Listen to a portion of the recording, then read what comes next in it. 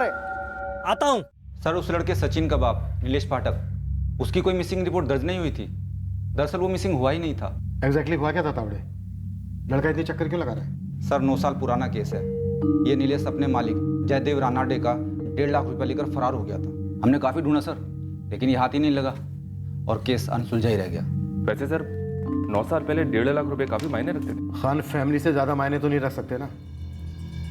लड़का लगातार इंक्वायरी कर रहा है, दावे के साथ कह रहा है कि उसका पिता चोर नहीं था। तावड़े, उसका कोई क्रिमिनल रिकॉर्ड था? सर वैसे तो कोई हिस्ट्री नहीं थी, लेकिन शायद एक साथ इतना पैसा देखकर फिसल गया होगा। फिसला तो फिर गिरा कहाँ? 9 साल तक कोई नामो निशान नहीं। अगर वो मान लें कि पैसा लेकर भी फरार हुआ है तो अभी तक उसकी कोई खबर क्यों नहीं मिली? एक काम करो तावड़े, जी लड़के को लाओ, मैं उससे बात करता हूँ। ठीक है सर।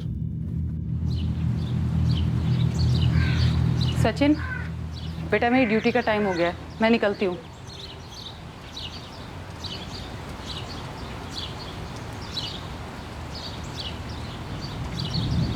तू फिर थाने गया था? हमें भुलाना होगा उन्हें सचिन। तेरे बाबा वापस नहीं आएंगे। तो उन्हें खुद बोलने दो हमें सामने आकर।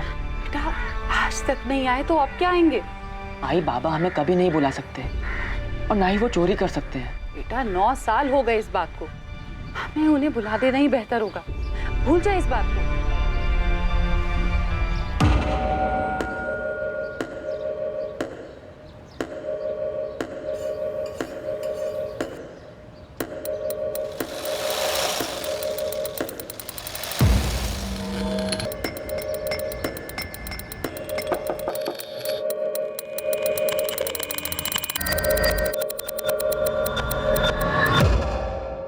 ओए 131/23 किसका है? इतने दिन से यहाँ मक्खी की तरह भिनभिना रहा है, अभी तक पता नहीं कर पाया। कई लोगों से पूछा, सब लोग बोलते हैं मत पूछ। तो मुझसे क्यों पूछ रहा है? बताइए ना, किसका घर है वो और है क्या उस घर में? माया। माया? माया जाल की माया? माया मैडम की माया। मैडम का नाम माया है। भाव वो 3-4 लड़की को देखा उस घर में जाते हुए, कॉलेज की लड़कियां हैं। ऐसा होता क्या है उस घर में भाव? आंखें दी है ना ऊपर वाले ने, तो देख लड़कियां अंदर हैं और मर्द अंदर बाहर आ रहे हैं जा रहे हैं। माया कोठा चलाती है? धंधा होता है क्या उस घर में? उस घर में जो भी होता हो, मैं मेरे घर के अलावा कुछ नहीं सोचता। तू भी मत सोच। उस माया औरत से दूर रह, सुखी रहेगा। उसके रास्ते में आया ना तो तू तेरे घर का रास्ता भूल जाएगा। कुछ भी कर सकती है। कुछ भी कर सकती है से क्या मतलब है भाव? सुना है जादू टोना जानती है, उसके पास कुछ अलग सी ताकतें हैं।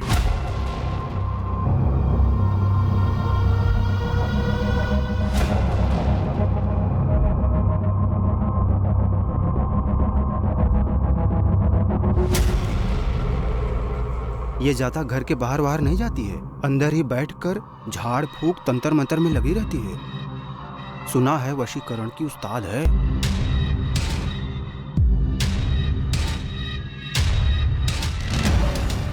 और उसी घर में लड़कियों से धंधा भी करवाती है? अब सब तो यही बोलते हैं।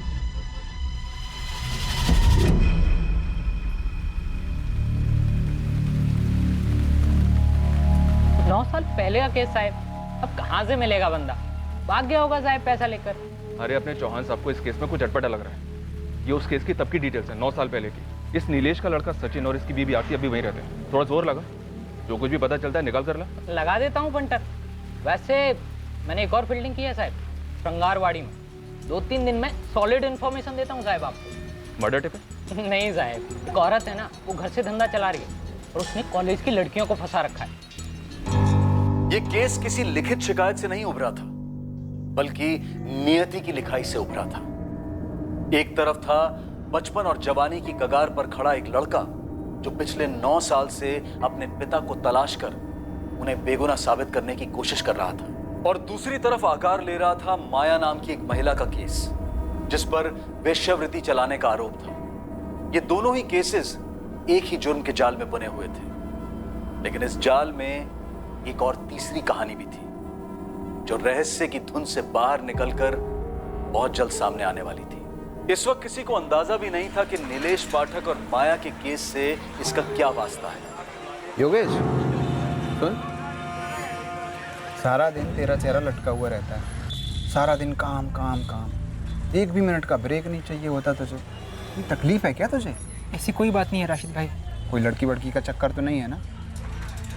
ठीक है जाए, लेकिन कभी भी तुझे मुझसे कोई भी बात करनी है ना, बेझिझक तू मेरे पास आ सकता है, ठीक है? पापा तेज चलाओ, और तेज। जितना तेज हो सके उतना तेज चलाओ पापा, और तेज चलाओ, और तेज। योगेश बेटा, इससे ज्यादा तेज चलेंगे तो हवा में उड़ने लगेंगे हम लोग। अरे मुझे हवा में उड़ना है, और तेज चलाओ, और तेज। देख के हाँ ये बात पापा मुझे डर लग रहा है, इससे ऊपर नहीं। कुछ नहीं होगा माया बेटा। नहीं नहीं पकड़ के रख। हाँ क्या किया तू? अभी लग जाती थी तेरे को। चल वापस चल। बाबू नहीं डर लग रहा है।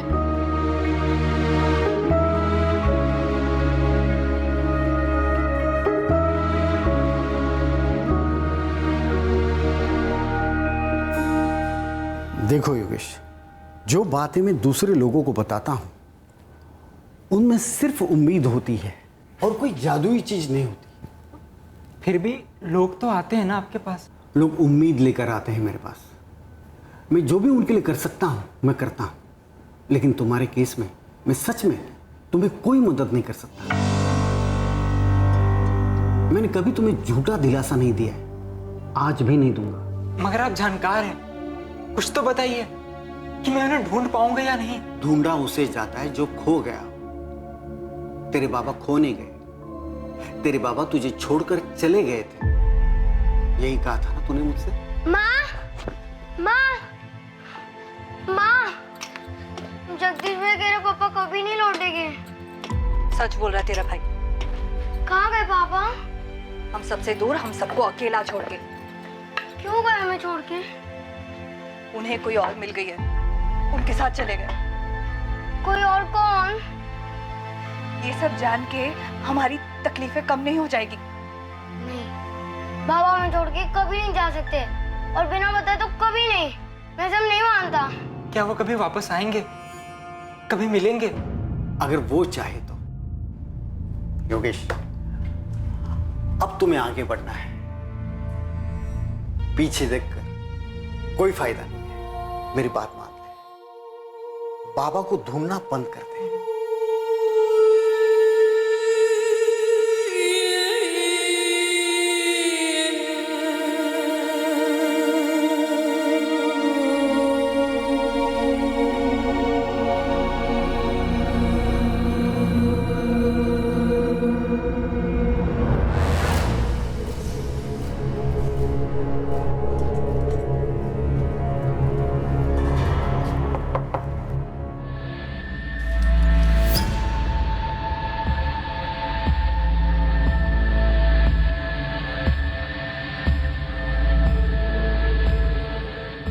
ये वाले के साथ बैठूंगा। घंटे का 4000।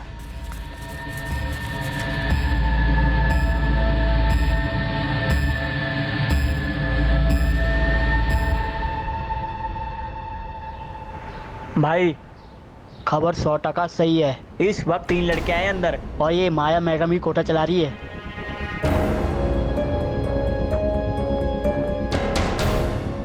और तीनों इस वक्त अंदर है माया के घर में। हाँ साहब, अभी कस्टमर लोगों के साथ। अगर अभी एक्शन लिया ना तो रेड हैंड मिलेगा साहब। हाँ, टीम तैयार करो।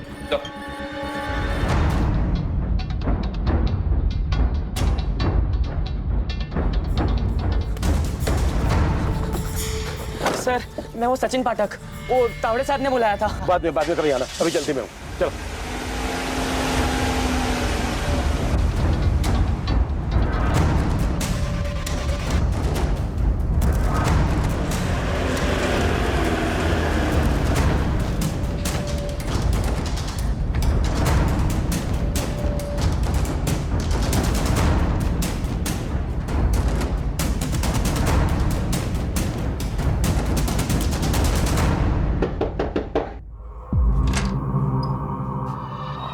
माया मैडम, बोला।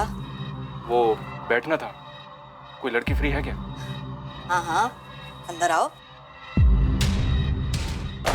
अरे कौन है तुम लोग? देखो अंदर का एक एक को चेक करो। छोड़ा।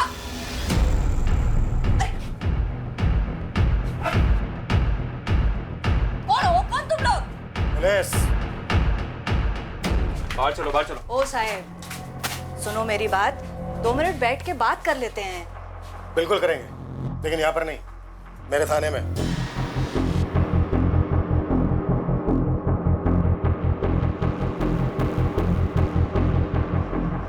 अरे साहब, इधर कुछ गलत नहीं हो रहा है।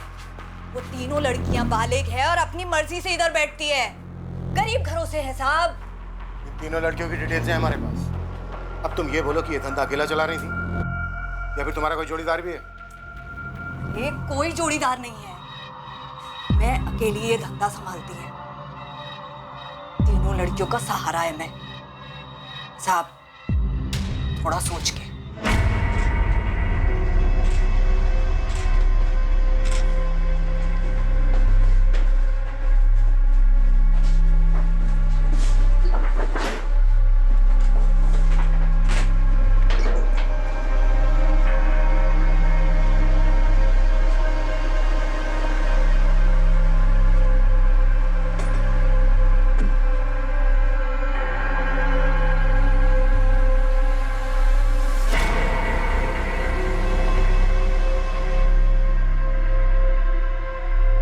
तू अपने साहब से बात कर, जो उनको चाहिए मैं देगी। ये नाटक नौटंकी करने का जरूरत नहीं है। जा बोल, बोलना। चुपचाप से खड़ी रहे।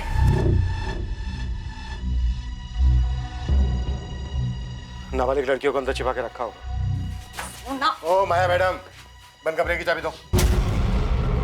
क्यों? उस कमरे में पूजा पाठ का सामान है और कुछ नहीं उधर। हमें खुद देखना है कैसी पूजा पाठ करती हूँ। चाबी दो। एक बेसहारा औरत का निजी कमरा खुलवा रहे हैं आप? गरीब बेसहारा औरत। नाटक बंद कर, मैं सच बोल रही है साहब, कुछ नहीं है उस कमरे में। चाबी।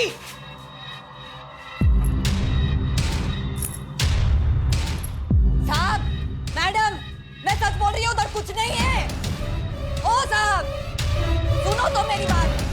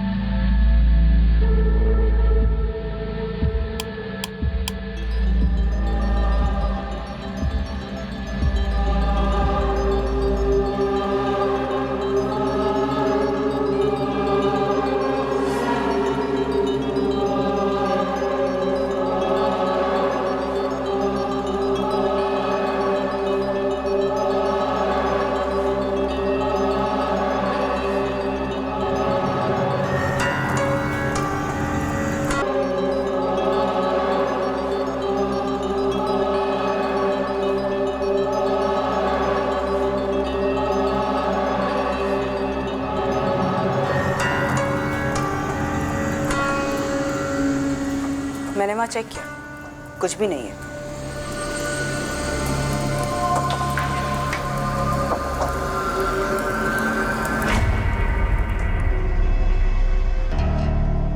सर ये औरत माया धंधे के अलावा जादू टोना भी करती है ऐसा लगता है। सर ये खुद करती होगी या करवाती होगी? तांत्रिक पार्टनर होगा इसका। पता नहीं क्यों मुझे ऐसा लग रहा है कि दीवारों के पीछे जरूर कुछ है। हो सकता है सर, ये माया धंधे के साथ साथ काला जादू भी कर रही है और पता नहीं क्या क्या काली करतूत छुपा रखी होगी। ये धक्का काय को देती? बैठ रही है ना। ताई सेटलमेंट करवा दो ना साहब से बात करके, कहीं हमारे घर वालों तक तो ये बात नहीं पहुंचेगी ना। तुम लोग फिक्र मत करो, मैं है ना, कुछ नहीं होगा तुम लोगों को। बहुत देखे पुलिस वाले, कई आए और कई गए, ये भी आएगा लाइन पे।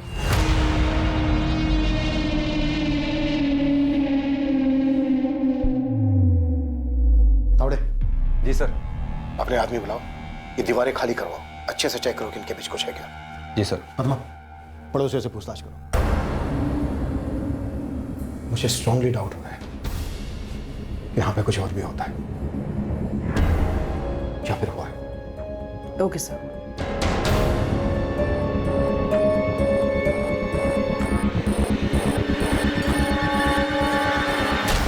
एक उड़ती हुई खबर एक रेड में तब्दील हुई।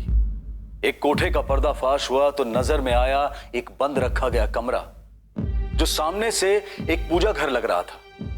लेकिन पुलिस को एक आभास हुआ कि इस कमरे में कोई राज छिपा हुआ है। इस रेड की बदौलत रोशनी में आया माया के घर का यह कमरा आगे जाकर एक बड़ा खुलासा करने वाला था, एक चौंका देने वाला बड़ा खुलासा।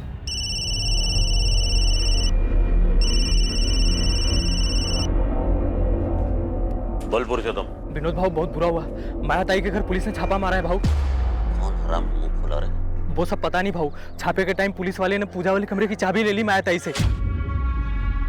और क्या क्या क्या क्या पूछा क्या माया से? हाँ, क्या मिला उन्हें? नहीं मालूम भाऊ। वो माया ताई और लड़कियों को पुलिस वाले थाने ले गए भाऊ। ये फोन स्विच ऑफ कर दे और गुपचुप पूना के बाहर कहीं छुप जा, समझा? मामला ठंडा होने तक लौटना मत। भाऊ मामला कब तक ठंडा होगा? ऐसे कहाँ चला जाऊं? होगा तब होगा। हाँ, अभी निकलने को बोला ना तेरे को, गलत नहीं का?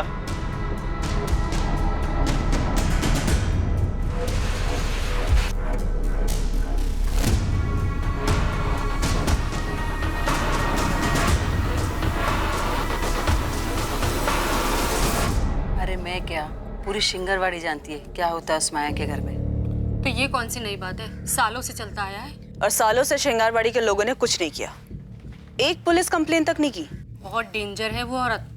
पता नहीं कैसी कैसी चीजों में सुई हुई घुसाती है, नींबू मिर्ची फेंकती है। अगर उसके कोई मुंह लगा, उसने कुछ फूक फूक दिया तो? अच्छा हुआ कि किसी ने तो हिम्मत दिखाई। अब आप लोग थोड़ी सी हिम्मत कीजिए, इस माया का कोई ना कोई साझेदार तो जरूर होगा ही होगा। कौन है वो? उसके घर में एक आदमी आता है, विनोद भाऊ। हाँ, विनोद भाऊ बोलते हैं उसको सब। उसका पूरा नाम तो मेरे को मालूम नहीं, लेकिन वो ना उस माया का यार है, सालों से आ रहा है। माया उसके अपने पति के साथ रहती थी, तब भी आता था, अब भी आता है। दया। हाँ मैडम। मुझे इस विनोद की पूरी डिटेल चाहिए। ठीक है मैडम, आज शाम तक सारा चिट्ठा निकालता हूँ। हो साहब, सबसे पहले वो तीनों लड़कियों को छोड़ दो, उनका कोई गलती नहीं है। जगह मेरी है और धंधा भी मैं ही करती है। आपको मेरे को जितना मर्जी इधर रखने का है ना, मैं रहेगी इधर। इतना तो कर सकते हो ना साहब? सर हम जानते हैं कि हम गलत काम कर रहे थे, और यकीन कीजिए सर, हम डिसेंट फैमिली से हैं और जो भी कुछ कर रहे थे मजबूरी में कर रहे थे। तुम्हारी पैसों की मजबूरी थी या किसी ने मजबूर किया तुम्हें इस काम को करने के लिए? प्लीज जाने दीजिए ना।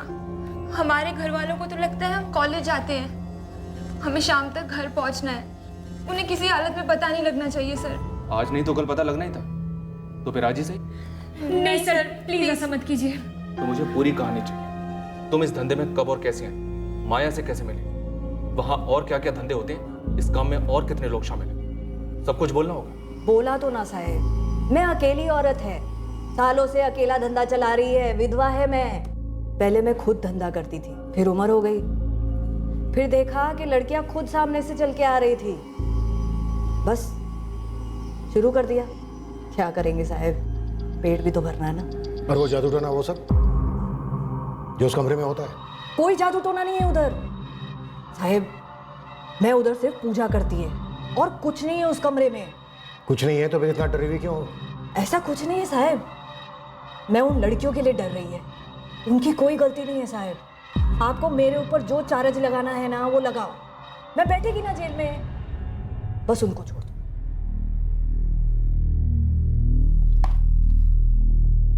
किसका नंबर है ये? पुरुषोत्तम का।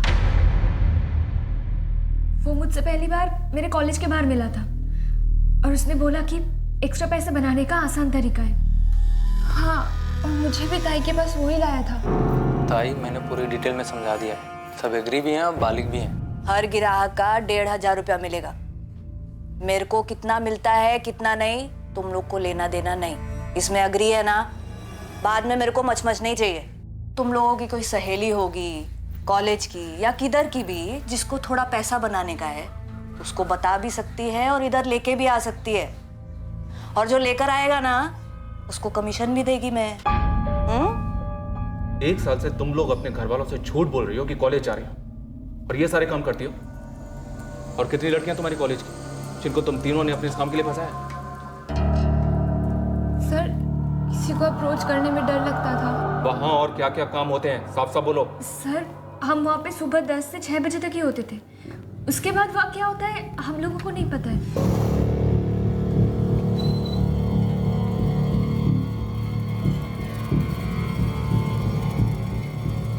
ये बगल वाली दुकान विनोद भाव की है? जी विनोद जोशी जी का ही है। कहाँ है ये विनोद जोशी? वो थोड़ी देर पहले तो थे, फिर एकदम से दुकान बंद करके चले गए थे। घर कहाँ है इसका?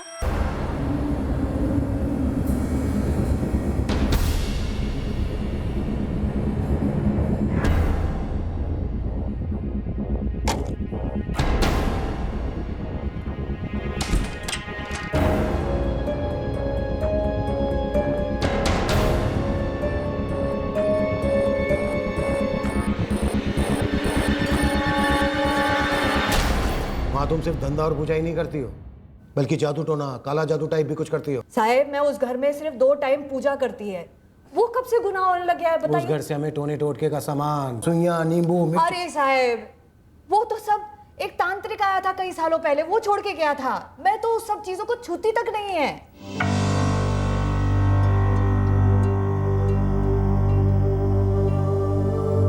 साहब वो इंस्पेक्टर महात्रा ने बुलाया है, सचिन पाठक कही है उन्हें। अरे हाँ सबको पता है तू कौन है और तेरी स्टोरी क्या है। साहब बिजी है, तुझे बैठना है तो बैठ, नहीं तो कल आ जा। नहीं साहब बैठता हूँ। ठीक है।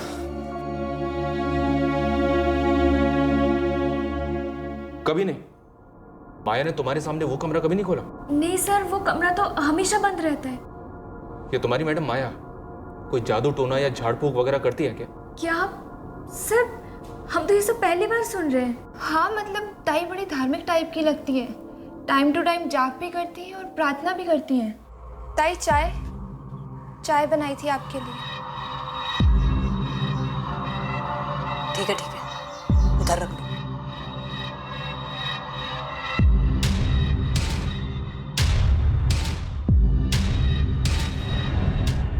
तुम तीनों को अलग अलग अपने अपने स्टेटमेंट्स देने होंगे।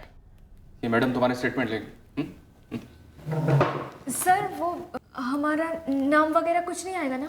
हाँ सर हम प्रॉमिस भी करते हैं आज के बाद ऐसा कभी नहीं करेंगे प्लीज। ठीक है, लेकिन हमारी तहकीकात के दौरान अगर हमें कभी भी कुछ भी ऐसा पता चला जो तुम्हें मालूम था पर तुमने हमसे छुपाया, तो याद रखना तुम तीनों बुरी फंसोगे।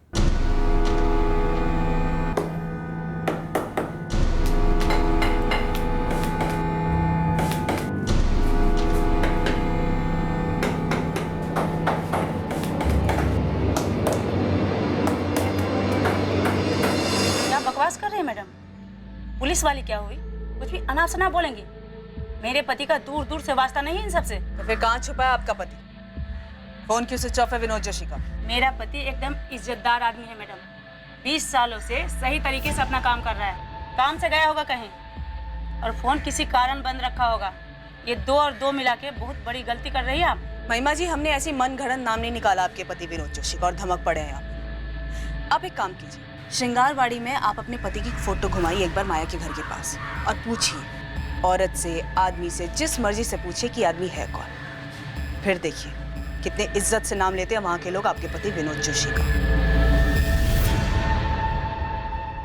साहब वो मैं सचिन पाठक, वो महात्रे साहब ने बुलाया था। वो नीलेश पाठक केस के लिए? यस सर, वो मेरे फादर है जो 7 साल पहले कुछ पैसों के साथ गायब हुआ था। चोरी का केस दर्ज है ना? नहीं सर, वो 9 साल पहले गायब हुए थे।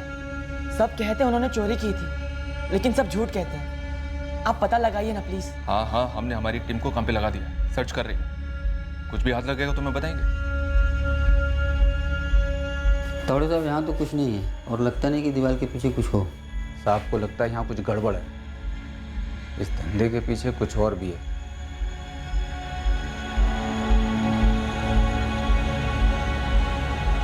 मुझे भी लगता है यहाँ कुछ तो है जो खुली आंखों से दिखाई नहीं दे रहा, लेकिन कुछ ना कुछ गड़बड़ है जरूर।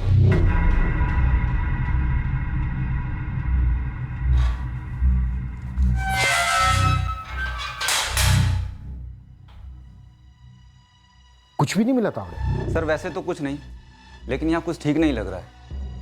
हवा में कुछ तो है सर। आप ही की जैसी तगड़ी फीलिंग मुझे भी आ रही है। ये धंधा, ये पूजा पाठ, सर इस सब के पीछे कुछ और चक्कर है। घर सील कर दो, एक एक ईंट तराशेंगे, इस माया को भी तोड़ेंगे।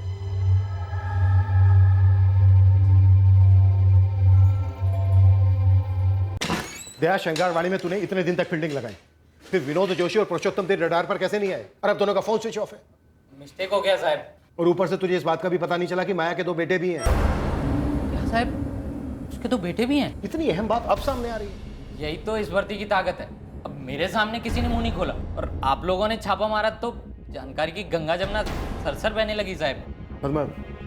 माया के दोनों बेटों की क्या इन्फॉर्मेशन? सब बड़ा वाला जगदीश, छोटा वाला योगेश है। माया की पड़ोसी बोली कि दोनों बेटे माया से अलग हुए हैं। अब माँ ही ऐसा धंधा करेगी तो लड़कों का क्या होगा?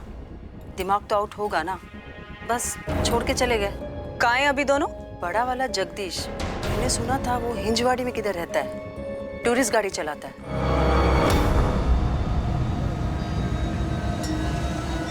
छोटा वाला मैकेनिक है योगेश, पता नहीं कहाँ चला गया। 3 साल हो गए उन्हें गए हुए, जगदीश और योगेश को, लेकिन दोबारा कभी इधर देखा नहीं। फिर ये माया का पति कब मरा? मरा कहाँ? सब बोलते कि सालों पहले उसे छोड़ के चला गया था। 1 मिनट पर, माया के पड़ोसी ने तुम्हें क्या बताया कि माया का पति उसे छोड़कर चला गया था?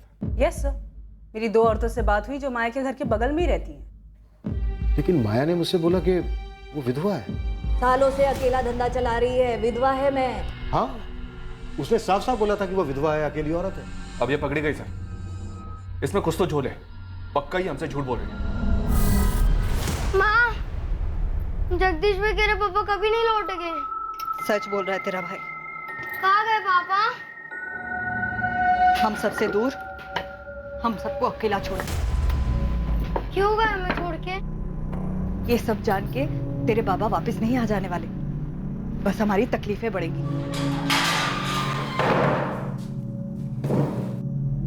तो मैडम माया, तूने हमसे बोला था कि तू अकेली कोठा चलाती है? हाँ। तो ये विनोद जोशी और पुरुषोत्तम क्या करते हैं? तेरे साथ पूजा पाठ करते हैं, जादू टोना? कहाँ हैं दोनों?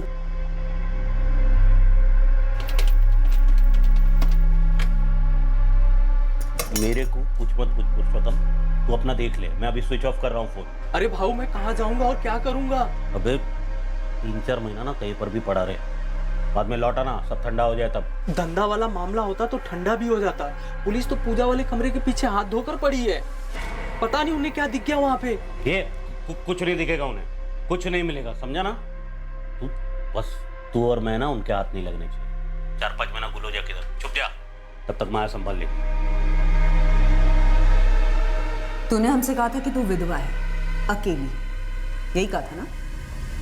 हाँ। क्या हाँ? अकेली है और विधवा है। तो ये बता, तेरे दोनों बेटे का है, योगेश और जगदीश?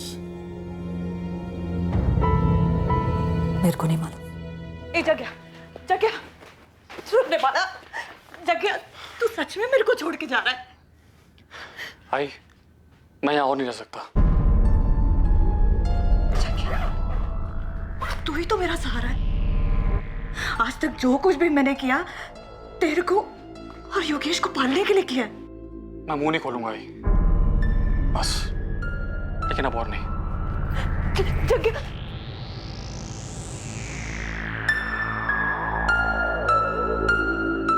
आई, मैं जा रहा हूँ। किधर जा रहा है तू? घर छोड़ के जा रहा हूँ, मुझे अपना रास्ता खुद ढूंढना है। पहले जगदीश चला गया, अब तू भी चला जाएगा तो तेरी आई के साथ कौन रहेगा? इस घर में मैं कभी दोबारा वापस नहीं आऊंगा। खून पसीना एक किया दोनों के लिए, लाज शर्म सब कुछ भुलाया, सब कुछ। लेकिन दोनों जवान बेटे अपनी आई को छोड़कर चले गए। इतने सालों में एक बार फोन करके भी नहीं पूछा। मेरे को नहीं मालूम वो लोग किधर है। तेरा पति प्रशांत भाटे कहाँ है अभी? तूने तो हमसे कहा था कि तू विधवा है, लेकिन पता है क्या, हमें पता चला वो मरा नहीं है, तुझे छोड़ के गया था।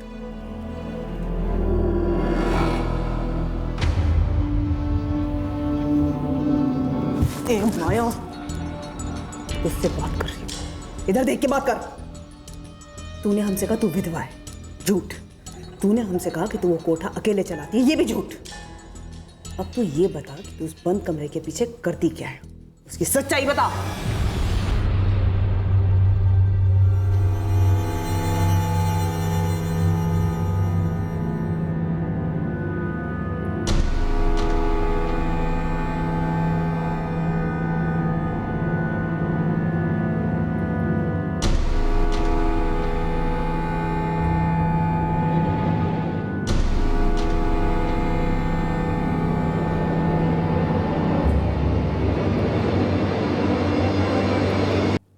मेरा पति प्रशांत भाटे मेरे को छोड़ के गया।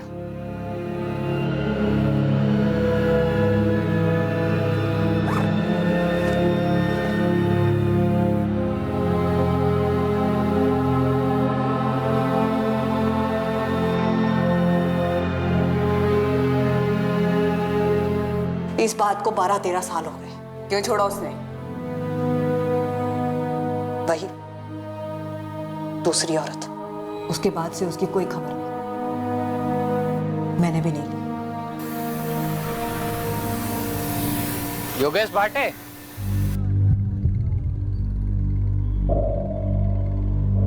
जी? तू माया भाटे का लड़का है ना? पुलिस ने अंदर किया उसे, घर पे रेड पड़ी है। देखिए, मेरा उससे और उसके धंधे से कोई वास्ता नहीं है। और तेरा बड़ा भाई जगदीश, उसको भी ऐसा ही लगता है? मुझे नहीं पता कि उसे क्या लगता है और क्या नहीं लगता। अपने कर्मों का फल तो मिलना ही था मेरी आई को, लेकिन आप लोगों मुझसे कहा। जगदीश, 10 साल पहले तुम्हारी चाली में एक बूढ़ी औरत रहती थी, दुर्गा। हाँ, दुर्गा ही रहती थी। क्या हुआ उन्हें? वो तुम्हारे बाबा प्रशांत भाटे, तुम्हारी आई माया भाटे और तुम दोनों भाइयों के बारे में सब कुछ जानती है। अंदर कर दिया उसे? अच्छा किया। जहर है वो माया भाई। दुर्गा काकी, हमें लगता है कि उस घर में धंधे के अलावा भी और कुछ चल रहा था। मैंने कहा ना, वो जहर है। मैं उनके पड़ोस में ही रहती थी। और एक बात बताऊं, पूरे श्रृंगारवाड़ी यही समझती है कि उसका पति प्रशांत किसी दूसरी औरत के साथ भाग गया। पर ये सच है क्या? उसका बेटा योगेश भी साफ मना कर रहा है। आप लोगों को लगता है कि उस कमरे में कुछ अजीब है, लेकिन मैं कहता हूं सर, जब से बाबा घर छोड़ के गए हैं ना, तब से पूरे घर में सब कुछ अजीब सा होता आ रहा है। तुम्हें ऐसा क्यों लगता है योगेश? देखिए मैम, पूरी दुनिया कह ले कि मेरे बाबा किसी दूसरी औरत के साथ भाग गए, और इस बात को ये जगदीश ये भी मान ले, लेकिन मैं नहीं मान सकता हूं मैम। सही कह रहा है योगेश। ये प्रशांत जो था भला आदमी था। मुझे नहीं लगता है वो अपने बच्चों को छोड़कर कहीं और भाग जाए। और अजीब बात क्या है मालूम? उस माँ ने एक बार पता करने की कोशिश भी नहीं की कि उसका पति दोनों बच्चों को छोड़कर कहाँ चला गया। और ये दूसरी औरत वाली बात? कोई दूसरी औरत नहीं थी। आदमी की नजर से पता चलता है कि आदमी किस मिट्टी का बना है। ये प्रशांत भाटे बहुत भला आदमी था। सर, अजीब सी बात है, वो नीलेश पाठक के केस में नीलेश का बेटा सचिन भी वही बात बोल रहा है अपने मिसिंग बाप के बारे में जो योगेश बोल रहा है अपने बाप प्रशांत के बारे में। सर, मेरे बाबा 9 साल से गायब हैं। नीलेश पाठक, आप लोग प्लीज उन्हें ढूंढिए। मैं कह रहा हूं आपसे, वो चोर नहीं है, वो ईमानदार है। वो मुझसे और मेरी आई से बहुत प्यार करते हैं। वो किसी दूसरी औरत के लिए हमें छोड़ के नहीं जा सकते। ये सब झूठ है। सर, सबसे ज्यादा अजीब बात तो ये है कि योगेश भी लगभग वर्ड टू वर्ड सेम बात बोल रहा है। सर, आप लोग मेरे बाबा को ढूंढने में मदद कीजिए। मेरे बाबा से थे ही नहीं कि किसी दूसरी औरत के लिए मुझे, जगदीश को या हमारी आई को छोड़कर चले जाएं। वैसे नहीं थे सर, नहीं थे सर। क्या कोई कनेक्शन हो सकता है सचिन के फादर नीलेश पाठक और योगेश के फादर प्रशांत भाटे के बीच? सर, इन दोनों केसेस के बीच में कनेक्शन का तो पता नहीं, पर ये दोनों केसेस एक धागे से जरूर जुड़े हुए हैं। इन दोनों केसेस में 2 जवान बेटे अपने दोनों बापों को, लगभग जो 9 साल पहले या 12 साल पहले गायब हुए हैं, उन दोनों को ढूंढना चाहते हैं। और इन दोनों को पूरा यकीन है कि जो कहानी उन्हें बताई गई वो झूठी है। कहीं इन दोनों के गायब होने के पीछे इस माया की तो कोई इन्वॉल्वमेंट नहीं है?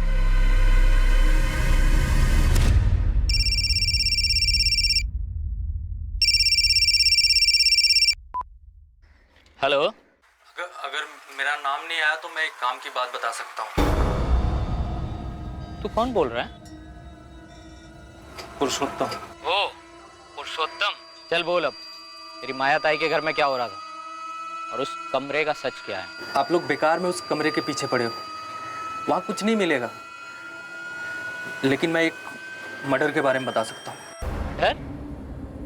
किसका मर्डर? किसने किया? मेरा कोई हाथ नहीं है, मैं पहले ही बोल रहा हूँ, और ये जानकारी मैं सिर्फ तब दूंगा जब तुम मुझसे वादा करो। इस केस में मेरा नाम नहीं आना चाहिए। अबे पुलिस का खबरी हूँ मैं, कोई कोर्ट का जज नहीं। और देख, मैं तेरे को वादा सादा नहीं कर सकता, लेकिन एक बात बोल सकता हूँ कि अगर सरकारी गवाह बनेगा और पुलिस की मदद करेगा तो तेरी सजा कम हो जाएगी, वरना देख बम्बू तेरा पक्का है। ज्यादा मत सोच, क्योंकि इसके सिवा तेरे पास कोई चारा नहीं है। अब जल्दी से बता दे, किसका मर्डर किसने किया? वो क्यों चले गए? वो हमें ऐसे छोड़कर नहीं जा सकते। अगर छोड़कर गए भी हों तो ऐसे बिना कुछ बताए क्यों गए? ये अधूरेपन को कुरेदने वाले सवाल इंसान को सालों सताते हैं, रात रात भर जगाते हैं कि वो जो अपना था, हमारा सबसे करीबी इंसान, वो हमें इतनी बड़ी सजा कैसे दे गया। सचिन और योगेश दोनों के लिए उनके पिता हीरो थे। दोनों के लिए यह कबूल करना असंभव सा था कि अचानक उनके पिता किसी दूसरी औरत के लिए उन्हें हमेशा के लिए छोड़कर चले गए। दूसरी तरफ माया के घर का वो बंद कमरा इन्वेस्टिगेटिंग टीम को इनडायरेक्ट सिग्नल्स दे रहा था, आभास दिला रहा था कि उस घर में कुछ विचित्र होता आया था। पुलिस को हो रहे आभास में एक सच्चाई थी, और इस सच्चाई को माया के अलावा एक और आदमी जानता था, और वो था माया का प्रेमी विनोद जोशी, जो कि इस वक्त फरार था। और इस सच का एक हिस्सा माया को लड़कियां देने वाला दलाल पुरुषोत्तम भी जानता था। इस तथाकथित पूजा वाले कमरे की हकीकत क्या थी? आखिर उन दीवारों में ऐसे कौन से राज दफन थे जो पुलिस को इतनी मजबूती से अपनी तरफ आकर्षित कर रहे थे? कल के एपिसोड में हम माया की जीवन गाथा के जरिए इस केस का खुलासा करेंगे, हर राज, हर रहस्य का पर्दाफाश करेंगे। अब मैं अनूप सोनी आपसे विदा लेता हूं। कल रात आपसे फिर मुलाकात होगी। याद रखें, क्राइम और आपके बीच में सिर्फ इतना फर्क है कि आप कितने सतर्क हैं। सतर्क रहें, सुरक्षित रहें। जय हिंद।